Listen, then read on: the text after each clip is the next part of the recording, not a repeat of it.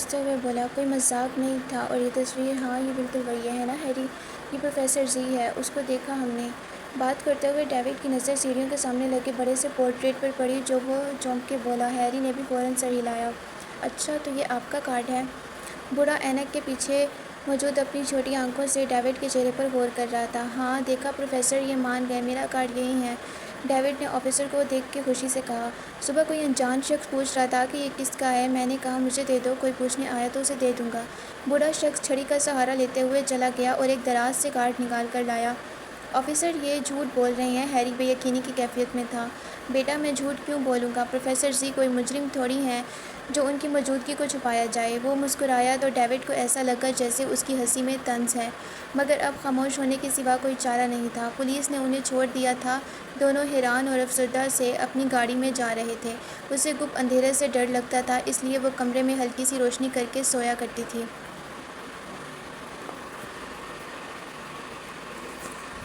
وہ بائیں بازو پر سر رکھے خواب خرگوش کے مزے لوٹ رہی تھی۔ اس کے بال تکیے سے ہوتے ہوئے بیڈ پہ اور کچھ چہرے کے آگے بکھرے ہوئے تھے۔ اچانک اس کے کمرے کی لائٹ بند ہو گئی اور کھڑکی کھل گئی۔ گپ اندھیرے میں چڑھتی چاندنی اس کے چہرے پر پڑی اور ساتھ ہی ایک تیز ہوا کا جھونکا آیا، اس کے بالوں کو چہرے سے ہٹا کے پیچھے کیا۔ زارا نے بے چینی سے رخ بدل لیا، اس کا چہرہ کھڑکی کی موجود پرچھائی سے اوجھل ہو گیا۔ زارا، وہ اپنے سامنے پانی سے بھرا ہوا پیالہ لے کر بیٹھا تھا جس میں بے خبر سوتی زارا کا عکس واضح تھا۔ ذیشان اس وقت اپنے کمرے میں موجود تھا، اس کی پرچھائی یہاں سے 1000 میل دور اس کمرے کی کھڑکی میں موجود تھی۔ زارا اٹھو، اس نے پھر سے آواز لگائی۔ اس نے آہستگی سے اپنی آنکھیں کھول دیں مگر اس کی آنکھوں میں کچھ خالی پن سا تھا۔ زارا نے بیڈ سے اتر کے کھڑکی کا رخ کیا اور ننگے پاؤں چلتی ہوئی وہاں جا کر رک گئی۔ چاندنی براہ راست اس کے چہرے پہ پڑ رہی تھی۔ زارا، مجھے پہچانتی ہو؟ پرچھائی نے سوال کیا تو زارا نے نفی میں سر ہلایا۔ میں وہی ہوں جو تم سے بے انتہا محبت کرتا ہوں، دیکھو میں لوٹ آیا ہوں، کیا تم نہیں؟ زارا کے کمرے کے باہر کسی چیز کے گرنے کی آواز آئی، پھر اس کی ماں کمرے میں داخل ہوئی۔ جھپکنے سے پہلے وہ پرچھائی آنکھوں سے اوجھل ہو گئی۔ آہ!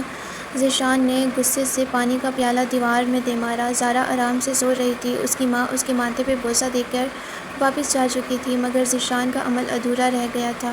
اب اسے اگلی اماوس کی رات تک انتظار کرنا تھا۔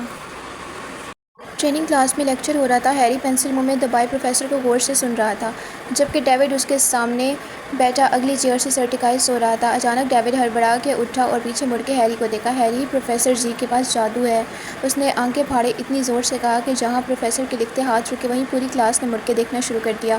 ڈیوڈ کو اس بات کا احساس نہ ہوا مگر ہیری شرمندہ ہو گیا۔ تمہاری طبیعت خراب ہے ڈیوڈ، تم آرام کرو، اس نے بات سنبھالنے کے لیے اونچی آواز میں کہا۔ ڈیوڈ نے بے وقوف لوگوں کی طرح دانت دکھائے اور پھر ہیری کے اشارے پہ گردن گھما کے دیکھا تو اسے صورتحال کے غمگین ہونے کا احساس ہوا۔ ہاں کے انتہائی لاغر آواز میں کہا تو ہیری اور کچھ دوسرے دوستوں کے لیے ہنسی روکنا مشکل ہو گیا۔ آپ جائیں اور کوشش کریں کہ دوبارہ ایسا نہ ہو، پروفیسر نے تنبیہ کی۔ Okay sir. مجھ سے چلا نہیں جا رہا ہیری، مہربانی کر کے مجھے سہارا دو۔ ڈیوڈ دوبارہ جھکرا کے بیٹھ گیا تو ہیری نے خوفزدہ نظروں سے ٹیچر کو دیکھا۔ ٹیچر واپس لیکچر میں مصروف ہو چکا تھا۔ اس بات کی طرف اشارہ تھا کہ اب تم دونوں ناقابل برداشت ہو چکے ہو، اس لیے دفعہ ہو جاؤ، اور ان دونوں نے فوراً یہ فرضیہ انجام دیا۔ یہ کیا حرکت تھی؟ ہیری نے کوریڈور کی سیڑھیوں میں بیٹھ کے مزے سے جوس پیتے ہوئے ڈیوڈ کو ٹانگ مار کے پوچھا۔ اور یہ کیا حرکت ہے؟ ڈیوڈ نے اسٹرا منہ سے نکال کے بھویں اٹھاتے ہوئے ہیری کی ٹانگ چل کیا رہا ہے؟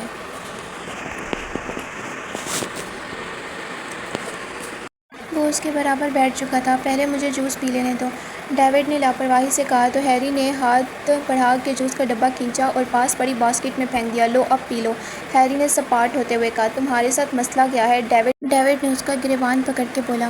مسئلہ میرے ساتھ نہیں، تمہارے دماغ کے ساتھ ہے، اور اب یہ ہیرو گیری نہ کرو، کام کی بات کرو۔ ہیری نے ڈیوڈ کے ہاتھ سے اپنی شرٹ چھڑوائی تو ڈیوڈ ایک جادوگر ہے، ڈیوڈ نے پراسرار لہجے میں کہا۔ اور تمہارے ہوئے مزیدار سی پراسرار لہجے میں پوچھا تو ڈیوڈ نے منہ بناتے ہوئے رخ پھیر لیا۔ تم میری بات کا یقین نہ کرو، ڈیوڈ نے کندھے اچکائے۔ میں نہیں کر رہا، ہیری نے اسی کا انداز اپنایا۔ ہیری، کیا تمہاری عقل گھاس چرنے گئی ہے؟ ڈیوڈ کو غصہ آنے لگا۔ اچھا بتاؤ، تم کس بنیاد پر یہ کہہ رہے ہو؟ ہیری اب سنجیدہ ہو گیا تھا۔ دیکھو، ہم نے پروفیسر زی کے بارے میں کئی قصے سن رکھے ہیں۔ وہ افریقہ بھی رہ چکا ہے جو کہ کالے جادو کا گڑھ ہے، اور اس کے ساتھ جو اس کا سیاہ فام بوڑھا ملازم ہے، اس کی شکل سے ہی نحوست ٹپکتی ہے، اور اور اس دن ہم نے پروفیسر زی کو دیکھا، اس سے بات کی، مگر وہ بڑا صاف مکر گیا۔ کیا تمہیں یہ سب عجیب نہیں لگا؟ ڈیوڈ نے ہیری کے سامنے سارے نکتے رکھے۔ ضروری تو نہیں کہ افریقہ رہنے والا شخص جادو ہی سیکھ کے آئے، وہ کسی غیر قانونی کام میں ملوث ہوگا۔ اس لیے تمہاری عقل بہت موٹی ہے۔ یہ بتاؤ کہ ایک عام شخص یا مجرم کو کالی چال والی لکڑی کی کیا ضرورت ہو سکتی ہے؟ اور ہم نے پورا جنگل چھان مارا، ہمیں کہیں نظر نہیں آئی، اسے کیسے پتہ چل گیا؟ ڈیوڈ اپنی بات پہ قائم تھا۔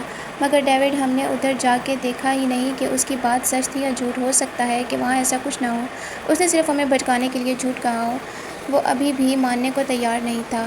یہ تو پھر جا کے دیکھنا پڑے گا، ڈیوڈ نے سوچتے ہوئے خطرناک انداز میں کہا۔ کیا مطلب ہے؟ ہیری اس کا ارادہ سمجھتے ہوئے پیچھے ہٹا۔ یہی کہ ہم صنوبر کے درختوں کے پاس جا کر دیکھیں گے۔ ڈیوڈ نے خود ہی منصوبہ ترتیب دے دیا، جبکہ ہیری منہ کھولے صدمے کی کیفیت میں تھا۔ ڈیوڈ نے اس کی وہاں سے چلا گیا۔ میں نہیں جاؤں گا، ہیری نے آواز لگائی، حالانکہ وہ جانتا تھا کہ ڈیوڈ ضرور جائے گا اور اسے ساتھ لے کر ہی جائے گا۔ خیریت ہے؟ شاہدہ بیگم پریشان لگ رہی ہو؟ رحمان صدیقی نے ان کے برابر صوفے پہ بیٹھتے ہوئے پوچھا۔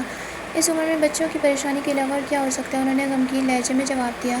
کیوں؟ زارا نے پھر تنگ کر دیا۔ وہ ہنسنے لگے۔ تو شاہدہ بیگم مزید برا مان گئیں۔ آپ باپ بیٹی میری کسی بات کو سنجیدگی سے نہیں لیتے۔ ہاشم کی 8 سالہ شادی ختم ہو گئی، اب زارا بھی ماشاءاللہ 24 سال کی ہو گئی ہے، خوبصورت ہے، پڑھی لکھی ہے، مگر کوئی رشتہ ہی نہیں آیا۔ وہ مدعے پہ آ گئی۔ رشتہ تو آیا تھا شاہدہ بیگم، بس قسمت کو ہی منظور نہیں تھا۔ اب وہ بھی سنجیدہ ہو گئے تھے۔ آپ ذیشان کی بات کر رہے ہیں، وہ رشتہ جو صرف اس کی خواہش پہ آیا تھا۔ آپ کو کیا لگتا ہے کہ اس کی بہن کو طلاق ہونے کے بعد اس کی ماں اور بہنیں میری بیٹی کو سکون سے رہنے دیتی؟ نہ چاہتے ہوئے بھی ان کی آواز ابھری۔ طلاق زادیہ نے خود لی تھی، اس کا الزام وہ ہمیں نہیں دے سکتے تھے، اور ذیشان نے یقین دہانی کروائی تھی، پسند تھا، وہ دل سے چاہتے تھے کہ زارا کی شادی اس سے ہو جائے۔ رحمان صاحب، لڑکی نے صرف شوہر کے ساتھ گزارا نہیں کرنا ہوتا، اس نے سسرال میں رہنا ہوتا ہے، اور اب دیکھیں وہ پچھلے تب وہ بہت چھوٹی تھی۔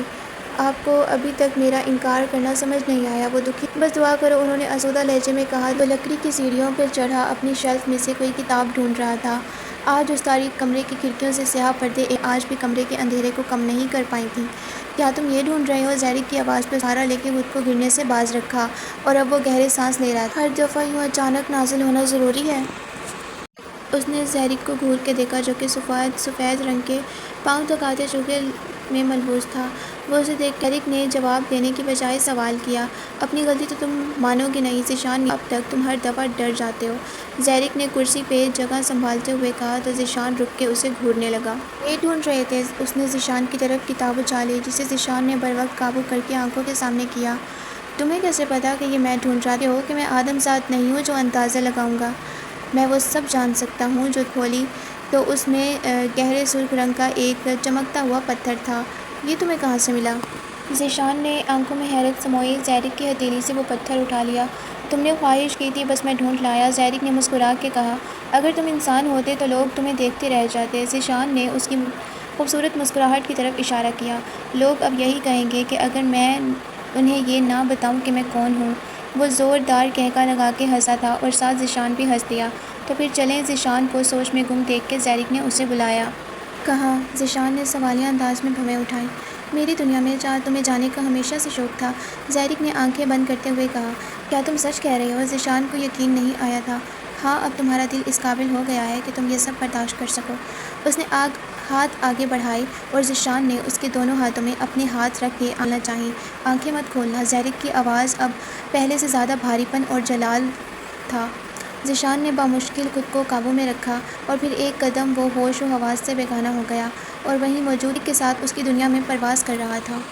اسے محسوس ہوا کہ اس کا وجود ہوا جیسا ہو گیا ہے، اور پاؤں زمین چھوڑ رہے ہیں۔ وہ زمین کی وسطیں طے کر رہا تھا، اس کا لباس پھڑپڑا رہا تھا، مگر کوئی آواز نہیں تھی۔ بند آنکھوں سے وہ یہ سب محسوس کر سکتا تھا۔